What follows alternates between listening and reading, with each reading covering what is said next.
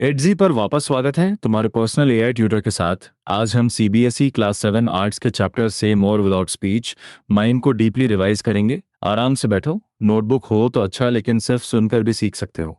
कभी कभी बिना बोले एक्शंस पूरी बात कह सकते हैं। मैं हूं गौरव और मेरे साथ हैं स्वाति।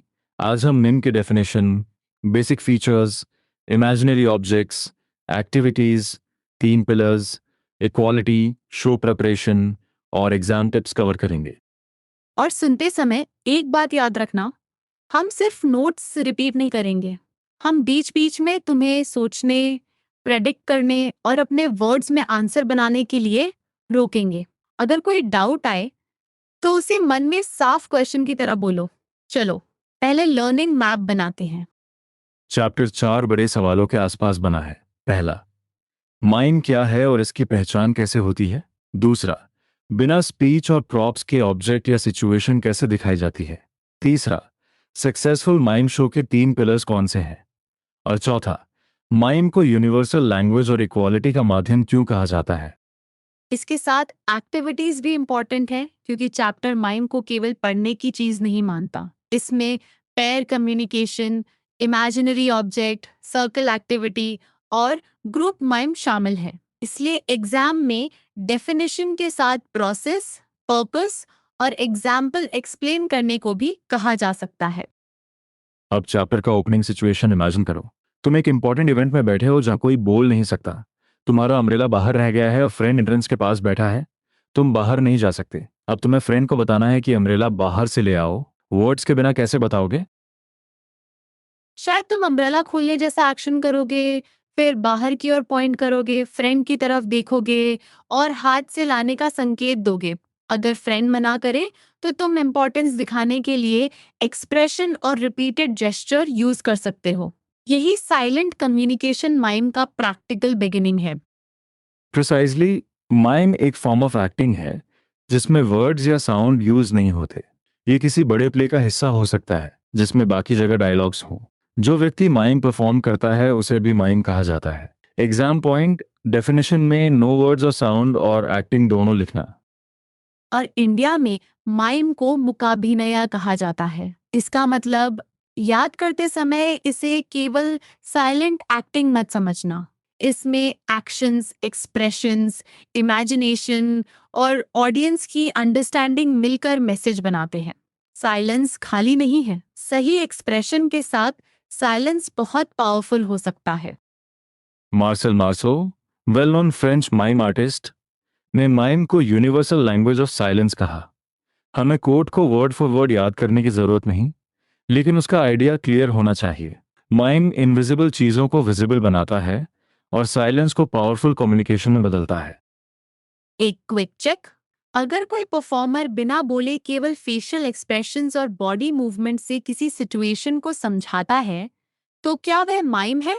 हाँ, लेकिन अगर वह लगातार बोलकर सिचुएशन एक्सप्लेन करे तो वह इस चैप्टर वाली माइम की मुख्य पहचान से हट जाएगा। अब बेसिक वोकैबुलरी को केयरफुली समझते हैं। फेशियल एक्सप्रेशन का अर्थ है फेस पर दिखाई देने वाला इमोशन और रिएक्शन। खुशी, डर, सरप्राइज या परेशानी जैसे भाव फेस के बदलाव से कम्युनिकेट होते हैं। माइम में फेस सिर्फ डेकोरेशन नहीं, मैसेज का मेजर हिस्सा है।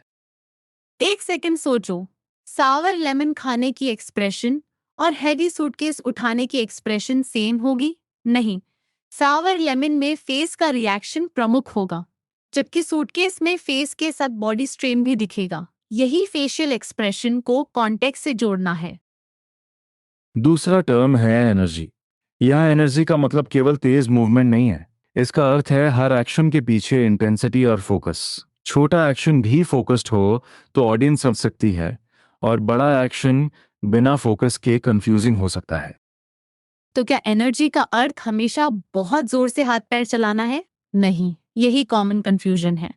एनर्जी एक्शन की इंटेंसिटी और परफॉर्मर के फोकस से जुड़ी है। कभी धीरे किया गया मूवमेंट भी स्ट्रॉन्ग एनर्जी दिखा सकता है, अगर उसमें पर्पस साफ हो। तीसरा टर्म है इंटरैक्टिव। इंटरैक्टिव परफॉर्मेंस में ऑडियंस पार्टिसिपेशन शामिल होती है। ऑडियंस केवल देखती नहीं, बल्कि इल्यूजन का पार्ट बनती है। माइम में इमेजिनरी ऑब्जेक्ट या एनवायरनमेंट तभी बिलीवेबल बनता है जब परफॉर्मर और ऑडियंस दोनों इमेजिनेशन में हिस्सा लें। मतलब परफॉर्मर अकेला स्टोरी नहीं बनाता, वह क्लूज देता है और ऑडियंस उन क्लूज को जोड़ती है। अगर परफॉर्मर इमेजिनरी डोर खोलता है, ऑडियंस उसके एक्शन से डोर समझती है। इसलिए क्लैरिटी और कंसिस्टेंसी बहुत जरूरी है। चौथा टर्म है बॉडी लैंग्वेज। इसमें हैंड जेस्चर्स, बॉडी पॉस्चर्स और एक्शन शामिल हैं। बॉडी लैंग्वेज पूरे शरीर से मीनिंग कम्युनिकेट करती है। केवल हाथ से पॉइंट करना पर्याप्त नहीं हो सकता। पॉस्चर, मूवमेंट और डायरेक्शन मिलकर सिचुएशन को स्पष्ट बनाते हैं। और पैंटोमाइम को भी अलग पहचानो। पैंटोमाइम एक थिएट्रिकल परफॉर्मेंस है जिसमें मल्टीपल एक्टर्स और म्यूजिक हो सकते हैं, और ये मोस्टली कॉमेडी में एक्टिंग पर आधारित शो होता है। हर माइम एक्टिविटी को पैंटोमाइम कहना सही नहीं होगा। वोकैबुलरी रिकॉल करते हैं। फेशियल एक्सप्रेशन क्या दिखाता है, एनर्जी किस चीज़ के पीछे होती है, इंटरैक्टिव परफॉर्मेंस में कौन शामिल होता है, बॉडी लैंग्वेज में कौन कौन से एलिमेंट्स आते हैं।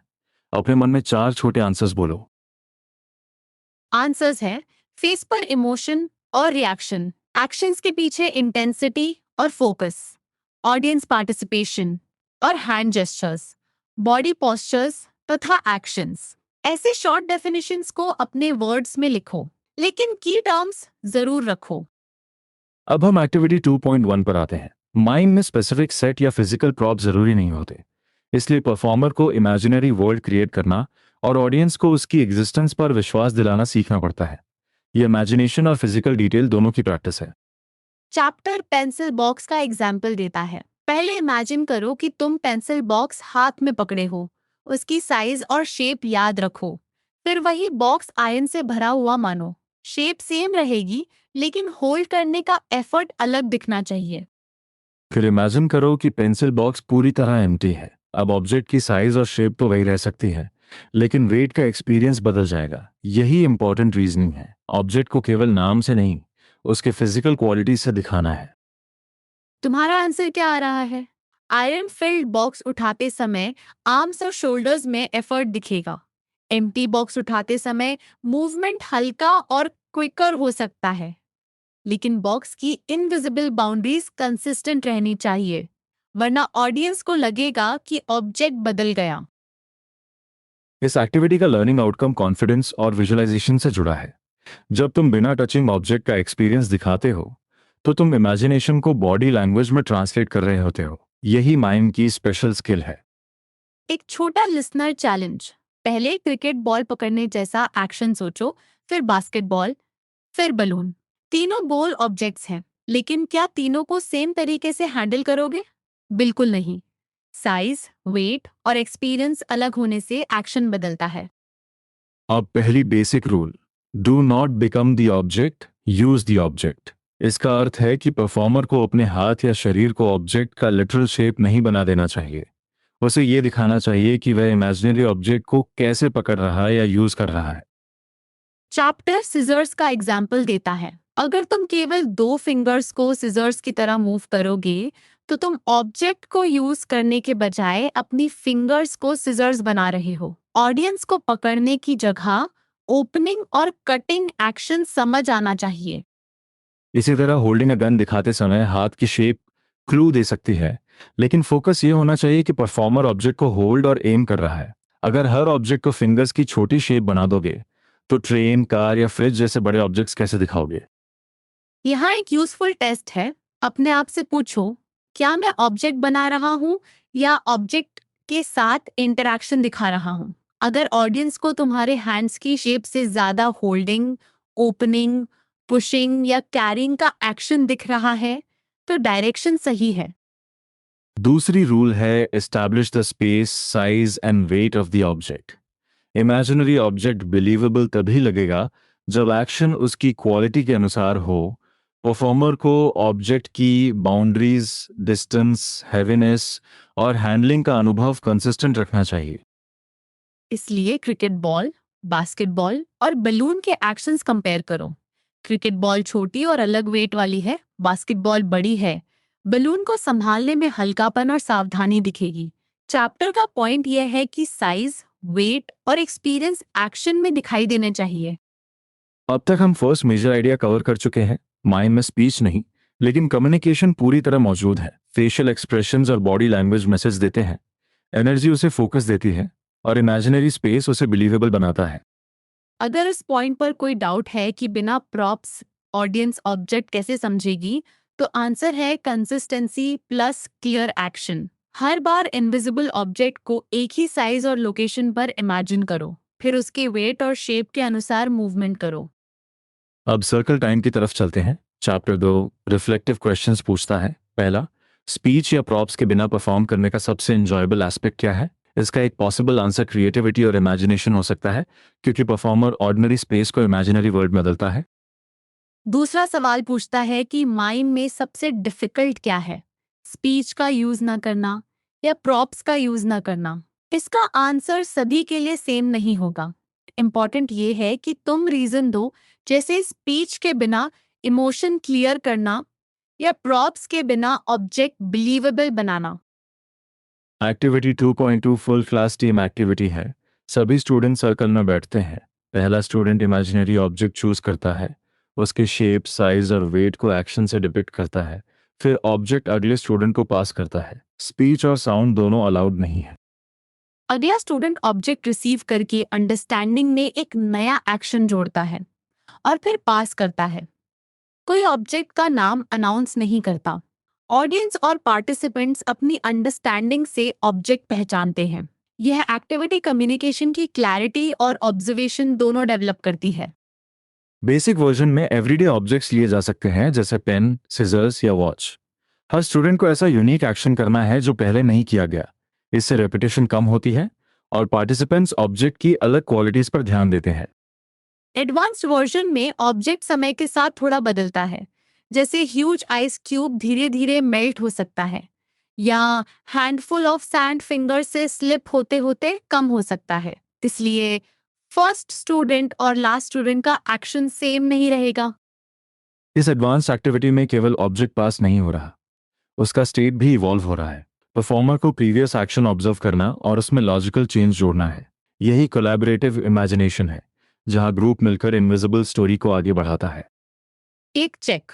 अगर फर्स्ट स्टूडेंट ने आइस क्यूब को बहुत बड़ा और भारी दिखाया, तो नेक्स्ट स्टूडेंट उसे अचानक टाइनी और सॉलिड नहीं दिखा सकता।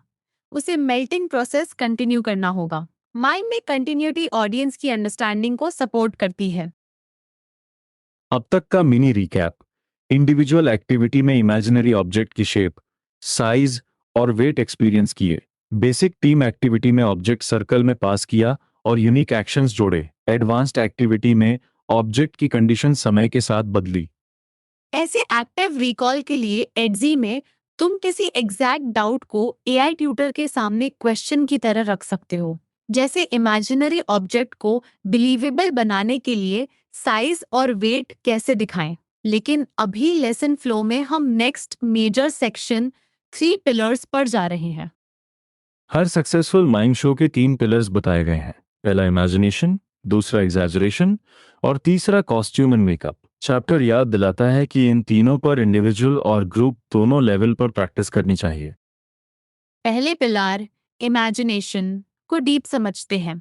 बॉडी लैंग्वेज और एक्सप्रेशंस परफॉर्मर की एफर्ट पर डिपेंड करते हैं, लेकिन इमेजिनेशन परफॉर्मर और ऑडियंस दोनों को जोड़ती है। ऑडियंस ऑब्जेक्ट्स, सिचुएशंस और एनवायरनमेंट इमेजिन करेगी, तभी साइलेंट स्टोरी सफल होगी। इसे गिव एंड टेक समझो। परफॉर्मर क्लूज और एक्शंस देता है, ऑडियंस उन क्लूज से इनविजिबल वर्ल्ड कंप्लीट करती है। इसलिए माइम में ऑडियंस पैसिव नहीं रहती। इमेजिनेशन शो को यूनिक और एंजॉयबल बनाती है, क्योंकि हर एक्शन शेयर्ड अंडरस्टैंडिंग क्रिएट करता है।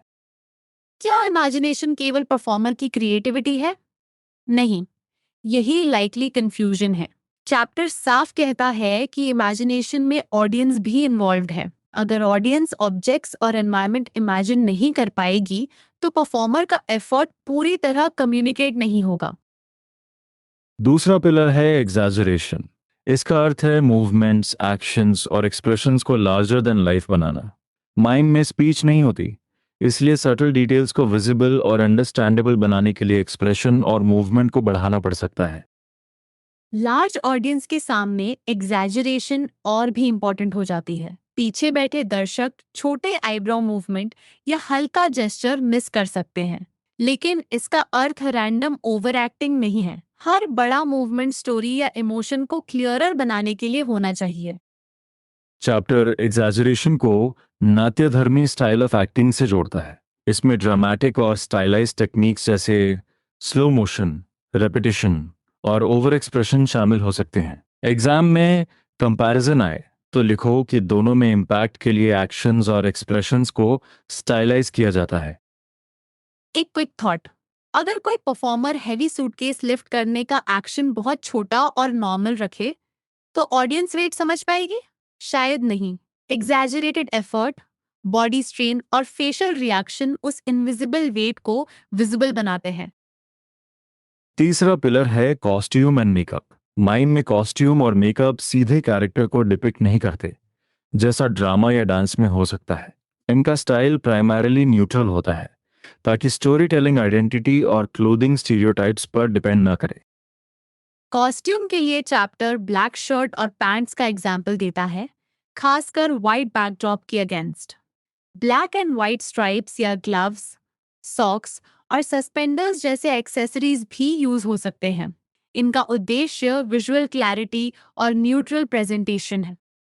मेकअप में वाइट, ब्लैक और रेड जैसे कॉन्ट्रास्टिंग कलर से फेशियल फीचर्स हाईलाइट किए जाते हैं। इससे एक्सप्रेशंस दूर बैठे ऑडियंस को भी दिखाई देते हैं और एग्जैजरेशन का इफेक्ट बढ़ता है। कैरेक्टर स्पेसिफिक इंडिकेशंस हो सकती हैं, लेकिन वे सटल रहती हैं। कॉमन मिस्टेक ये होगी कि स्टूडेंट कॉस्ट्यूम को कैरेक्टर का पूरा आइडेंटिटी कार्ड समझ ले। माइम कॉस्ट्यूम प्राइमरीली न्यूट्रल है। कैरेक्टर का वेरिएशन मेकअप में सटल इंडिकेशन से आ सकता है, लेकिन black and white visual language सभी परफॉर्मर्स को एक शेयर्ड स्टेज आइडेंटिटी देती है। थ्री पिलर्स को एक लाइन में जोड़ो।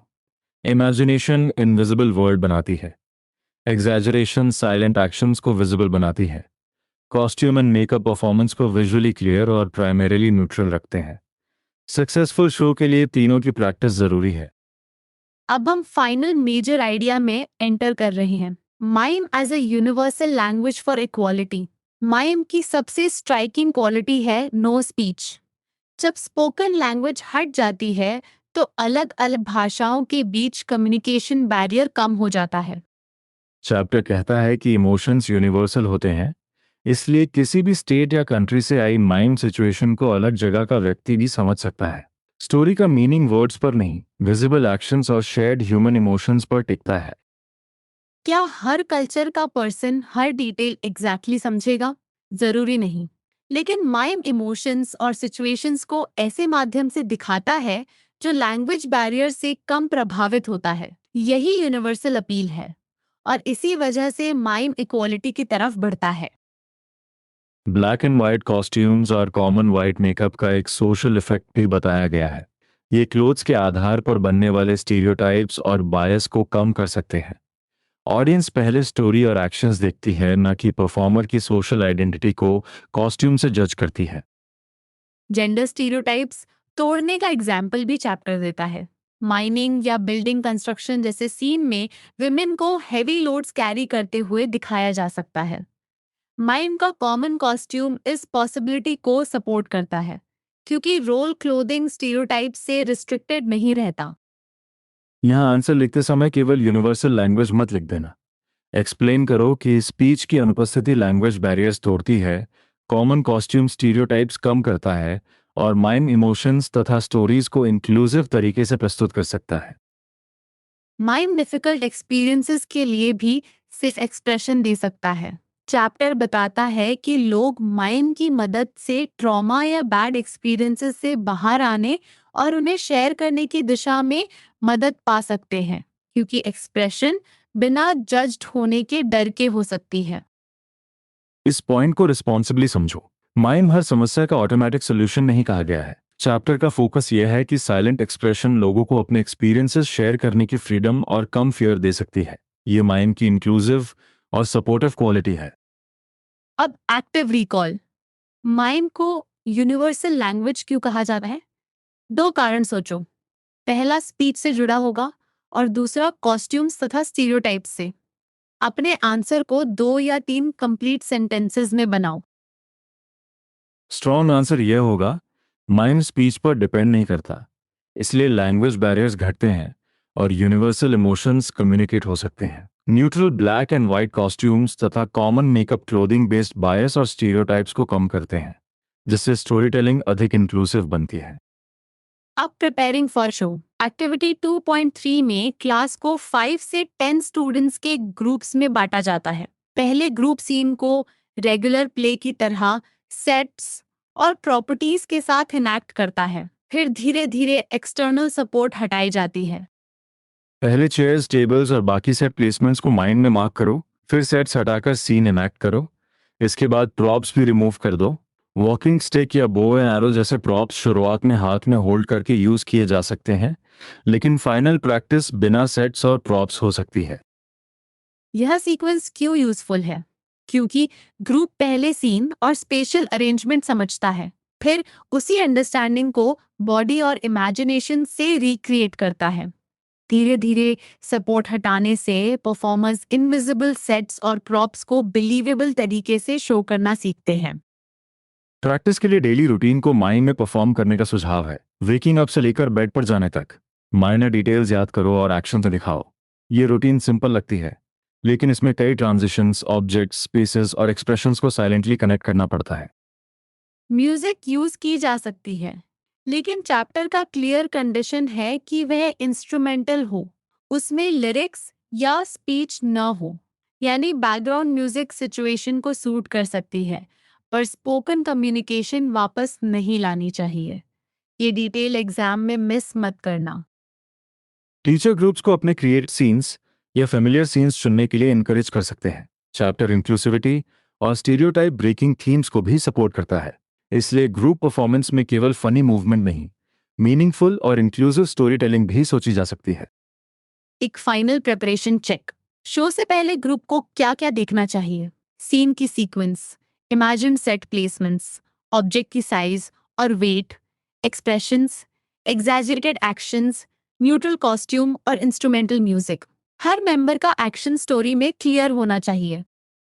अब एग्जाम ओरिएंटेड सेक्शन शुरू करते हैं। इस चैप्टर से commonly tested questions, definition, basic features, advantages, 3 pillars, imaginary object activity और शो प्रिपरेशन पर हो सकते हैं। आंसर में हेडिंग्स और की टर्म्स यूज करो, लेकिन हर पॉइंट का छोटा एक्सप्लेनेशन भी दो। क्वेश्चन हो सकता है, what is mime? Answer frame बनाओ। माइम वर्ड्स या साउंड के बिना एक्टिंग की फॉर्म है। इसमें facial expressions, hand gestures, body postures और एक्शंस के माध्यम से इमोशंस, थॉट्स या सिचुएशंस कम्युनिकेट की जाती हैं। ये लार्जर प्ले का हिस्सा भी हो सकती है। क्वेश्चन हो सकता है, explain the first rule of mime. लिखो कि परफॉर्मर को ऑब्जेक्ट बनना नहीं चाहिए, बल्कि ऑब्जेक्ट को यूज करते हुए दिखाना चाहिए। केवल फिंगर्स को सिजर्स बनाना गलत अप्रोच है। होल्डिंग, ओपनिंग और कटिंग जैसे एक्शन से सिजर्स का यूज स्पष्ट करना चाहिए। क्वेश्चन हो सकता है, why are size and weight important in mime? क्योंकि इमेजिनरी ऑब्जेक्ट तभी बिलीवेबल लगता है जब परफॉर्मर की एक्शंस उसकी एक्चुअल क्वालिटी के अनुसार हो। क्रिकेट बॉल, बास्केटबॉल और बलून को अलग तरीके से होल्ड करना होगा, वरना ऑडियंस को ऑब्जेक्ट की पहचान और एक्सपीरियंस समझ नहीं आएगा। 3 पिलर्स पर 5 मार्क आंसर में इंट्रोडक्शन के बाद 3 नंबर्ड पॉइंट्स लिख सकते हो। इमेजिनेशन परफॉर्मर और ऑडियंस को जोड़ती है। एग्जैजरेशन एक्शंस और एक्सप्रेशंस को लार्जर देन लाइफ बनाती है। Costume and makeup neutral visual identity, visibility और सटल कैरेक्टर वेरिएशन सपोर्ट करते हैं। एडवांटेजेस ऑफ माइम पूछे जाए तो अलग अलग पॉइंट्स जोड़ो। लैंग्वेज बैरियर्स कम करना, यूनिवर्सल इमोशंस कम्युनिकेट करना, इक्वालिटी सपोर्ट करना, क्लोथिंग बेस्ड स्टेरियोटाइप्स कम करना, जेंडर स्टेरियोटाइप्स चैलेंज करना और बिना जजमेंट के एक्सप्रेशन का अवसर देना। हर पॉइंट को चैप्टर की आइडिया से कनेक्ट करो। शॉर्ट डेफिनेशंस में कीवर्ड एक्यूरेसी इंपॉर्टेंट है। फेशियल एक्सप्रेशन फेस पर इमोशन और रिएक्शन है। एनर्जी एक्शन के पीछे इंटेंसिटी और फोकस है। इंटरैक्टिव का अर्थ ऑडियंस पार्टिसिपेशन है। बॉडी लैंग्वेज, जेस्चर्स, पोस्चर्स और एक्शन से कम्युनिकेशन है। पैंटोमाइम मल्टीपल एक्टर्स और म्यूजिक वाली थिएट्रिकल परफॉर्मेंस है। कॉमन मिस्टेक्स की लिस्ट सुनो। माइम को केवल फनी एक्टिंग मत समझना। एनर्जी को सिर्फ फास्ट मूवमेंट मत मानना। एग्जैजरेशन को अनकंट्रोल्ड ओवर एक्टिंग मत बनाना। कॉस्ट्यूम को डायरेक्ट कैरेक्टर कॉस्ट्यूम मत लिखना। और स्पीच फ्री परफॉर्मेंस में लिरिक्स वाले म्यूजिक को सूटेबल मत बताना। अगर कंपेयर क्वेश्चन आए, माइम और ड्रामा का एक क्लियर डिफरेंस लिख सकते हो। माइम में वर्ड्स या साउंड का यूज नहीं होता, जबकि ड्रामा में डायलॉग्स हो सकते हैं। सिमिलैरिटी ये है कि दोनों एक्टिंग और स्टोरी टेलिंग के माध्यम हो सकते हैं। सोर्स से बाहर जाकर एक्स्ट्रा कंपैरिजन इन्वेंट मत करना। अब एक मिनी क्वेश्चन, इमेजिनेशन और एग्जैजरेशन में डिफरेंस क्या है? इमेजिनेशन इनविजिबल ऑब्जेक्ट्स, सिचुएशंस और एनवायरनमेंट को परफॉर्मर तथा ऑडियंस के लिए क्रिएट करती है। एग्जैजरेशन मूवमेंट्स और एक्सप्रेशंस को बड़ा बनाती है ताकि साइलेंट मैसेज क्लियरली दिखाई और समझाई दे। बहुत अच्छा। अब चैप्टर के लर्निंग आउटकम से कनेक्शन देखो। तुम्हें माइम की यूनिकनेस और ड्रामा से उसका डिफरेंस समझना है। ऑब्जेक्ट्स को शेप, साइज और वेट के साथ विजुअलाइज करना है। पर्सनल एक्सपीरियंस से स्टोरीज इंटरप्रेट करनी है। इंक्लूसिव थीम्स परफॉर्म करनी है। और म्यूजिक तथा ह्यूमर को ग्रुप परफॉर्मेंस में इंटीग्रेट करना है। अब हम फाइनल रिकैप में हैं। पहले अपने नोटबुक में बिना देखे चैप्टर का सेंट्रल आइडिया लिखो। केवल 3 लाइंस। माइम क्या है, यह कैसे परफॉर्म होती है और इसे यूनिवर्सल लैंग्वेज क्यों कहा जाता है। फिर मेरी रिकैप से कंपेयर करना। माइम साइलेंट एक्टिंग और कम्युनिकेशन है। वर्ड्स या साउंड के बजाय facial expressions, body language, gestures और एक्शंस यूज होते हैं। परफॉर्मर इमेजिनरी ऑब्जेक्ट्स, सिचुएशंस और एनवायरनमेंट क्रिएट करता है और ऑडियंस इमेजिनेशन के माध्यम से उस इनविजिबल वर्ल्ड को समझती है। बेसिक वोकैबुलरी भी याद रखो। फेशियल एक्सप्रेशन फेस का इमोशन और रिएक्शन, एनर्जी एक्शन की इंटेंसिटी और focus, interactive audience participation, body language gestures, postures और एक्शंस, पैंटोमाइम मल्टीपल एक्टर्स और म्यूजिक वाली मोस्टली कॉमिक थिएट्रिकल परफॉर्मेंस है। इमेजिनरी ऑब्जेक्ट प्रैक्टिस में साइज, शेप और वेट कंसिस्टेंट रखने हैं। फर्स्ट रूल है ऑब्जेक्ट बनना नहीं, ऑब्जेक्ट को यूज करना। सेकंड रूल है उसके स्पेस, साइज और वेट को एस्टैब्लिश करना। एक्शंस ऑब्जेक्ट की क्वालिटी के साथ मैच होने चाहिए। टीम एक्टिविटी में इमेजिनरी ऑब्जेक्ट सर्कल में पास होता है। हर स्टूडेंट यूनिक एक्शन जोड़ता है और एडवांस वर्जन में ऑब्जेक्ट समय के साथ बदलता है। आइस क्यूब मेल्ट हो सकता है और सैंड कम हो सकती है। स्पीच, साउंड और ऑब्जेक्ट का नाम अनाउंस करना अलाउड नहीं है। 3 पिलर्स फिर से इमेजिनेशन, ऑडियंस और परफॉर्मर के बीच गिव एंड टेक है। एग्जैजरेशन साइलेंट डिटेल्स को विजिबल बनाने के लिए मूवमेंट्स और एक्सप्रेशंस को लार्जर देन लाइफ बनाती है। Costume and makeup primarily neutral, contrasting और विजिबिलिटी सपोर्टिंग होते हैं। यूनिवर्सल लैंग्वेज वाला आइडिया भी क्लियर है। नो स्पीच लैंग्वेज बैरियर्स कम करता है और इमोशंस को वाइडली अंडरस्टैंडेबल बनाता है। कॉमन कॉस्ट्यूम्स बायस और स्टीरियोटाइप्स कम कर सकते हैं। माइम जेंडर स्टीरियोटाइप्स को चैलेंज कर सकती है और लोगों को बिना जजमेंट के एक्सप्रेशन का स्पेस दे सकती है।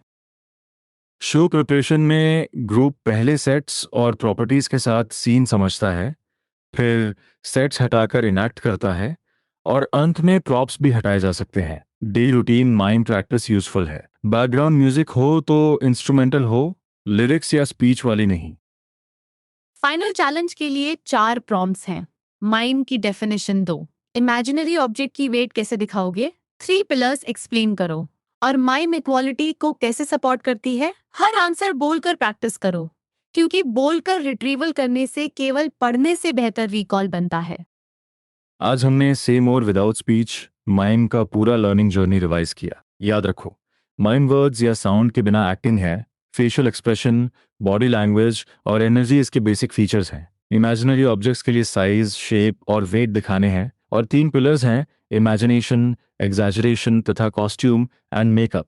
सबसे कॉमन मिस्टेक है ऑब्जेक्ट बन जाना, जबकि सही तरीका ऑब्जेक्ट को यूज करना है। अब नोटबुक बंद करके किसी एवरीडे ऑब्जेक्ट को 3 अलग वेट्स के साथ माइम करके देखो और फिर अपने वर्ड्स में एक 5 पॉइंट आंसर लिखो। अगर किसी कॉन्सेप्ट पर डाउट बचे तो एडजी पर उसे क्वेश्चन की तरह पूछकर step by step active recall करो। मैं गौरव और स्वाति तुमसे फिर मिलेंगे। शांत रहो, प्रैक्टिस करते रहो और याद रखो कि कभी कभी साइलेंस भी बहुत कुछ कहती है।